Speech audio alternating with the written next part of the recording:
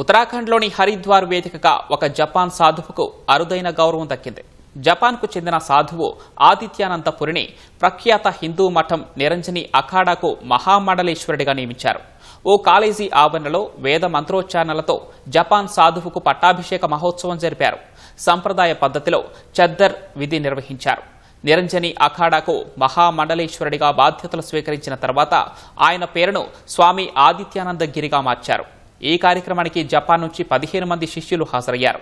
సనాతన ధర్మం పట్ల ఆకర్షితులై విదేశీయులు కూడా హిందూ ధర్మాన్ని స్వీకరిస్తున్నారని అఖిల భారతీయ అఖాడా పరిషత్ అధ్యక్షుడు శ్రీ మహంత్ రవీంద్రపురి తెలిపారు.